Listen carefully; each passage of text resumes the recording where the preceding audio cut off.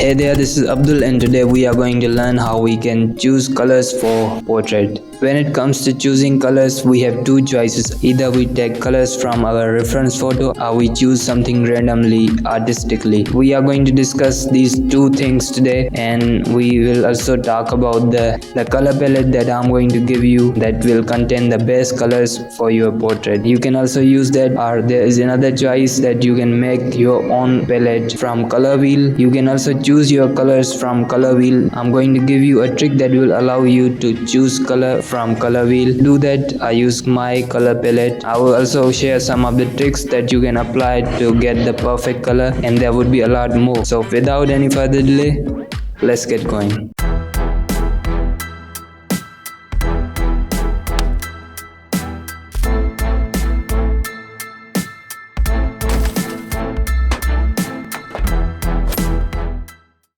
This video is all about choosing artistic colors. So if you want to get the average colors from your reference photo, please consider watching the video in the description. Link will be there. Okay, so this is the color palette that I'm going to talk about. I'm also going to tell you how this was made. Every artist has his own choice of colors. You don't have to follow exact mine, but by the time you will get your own colors, whatever you will like the most, you will have your own color palette, because every artist has his own choice of colors. But at the level of beginning, you need to follow someone for getting the perfect colors for your artwork. Until you have full understanding of colors and how they work, you don't need to follow my colors. Just follow someone whose color you like the most, and when the time comes, you will feel the colors and their differences, how you can use them in your artwork. So let's just first know how we can make a color palette or base colors. If you have base colors, then you can make colors for shadows and highlights on your own. There would be a simple trick I'm going to share with you, and you will be able to make your own shadow and highlight colors without any difficulty. So let's go into our drawing software. You have to double click the color, and then you will see this color bar. You can select a color that matches skin. For perfect color, you have to be in between this yellow and red bar. This is the perfect place for getting the perfect skin color. I'll be a little lower than the middle of the yellow, than the middle of the combination of two colors. I usually do this. Come to this color panel and then select a color that matches the reference photo. I don't want to use the exact colors of photo that I have got as a reference, but I want to make some of the artistic colors that totally resemble the reference photo but be a little artistic. In this way, you will get the color that is resembling skin, but they're not that much.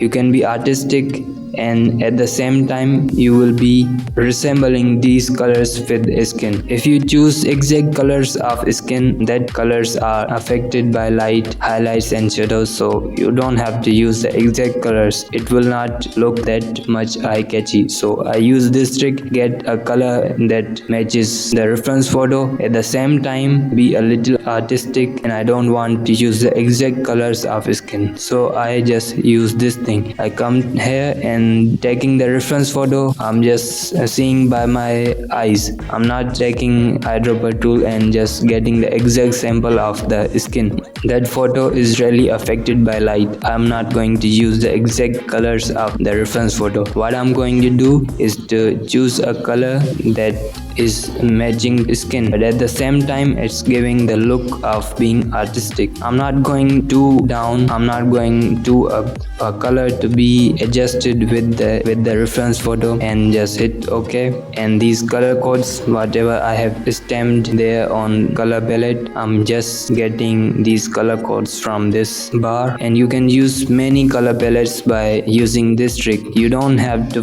follow my exact colors. You come to this bar, the yellow and the red one, and then you can choose your own colors from this bar. And also for the lips, I will tell you where to get the color for lips. Okay, so when you come to red and pink, there's a color of lips. So I tend to be a little upside in the red bar that combines with pink, I tend to go a little upside in the red zone of color and then pick up a color that matches my reference photo, but at the same time I'm not getting the exact color of the reference that is affected by light a lot, so I'm not using that photo. It will not give us a perfect look. If you are choosing your colors by yourself, you are being independent of any reference photo. So in this way you can make your own colors, and whenever there is no reference photo, then you don't have to be worried about the right colors. You can choose your own colors.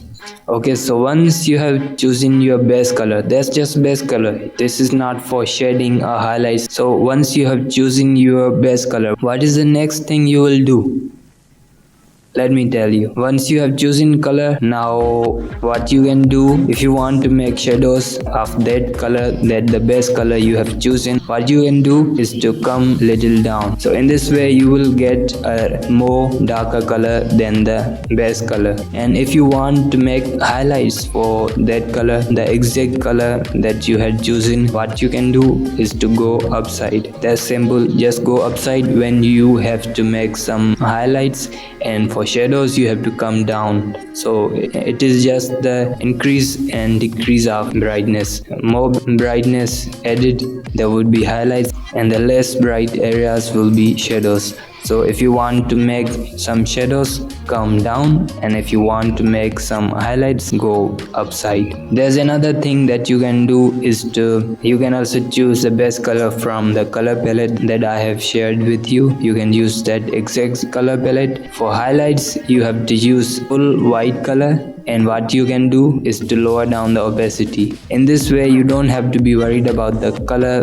Take full white color and lower down the opacity. It's the right place to be, because whenever you feel there's something more bright, you can just increase the opacity of the color. You have a slider, play with that slider, and that's way more easier than you take colors from color bar. So whatever suits you, you can do that.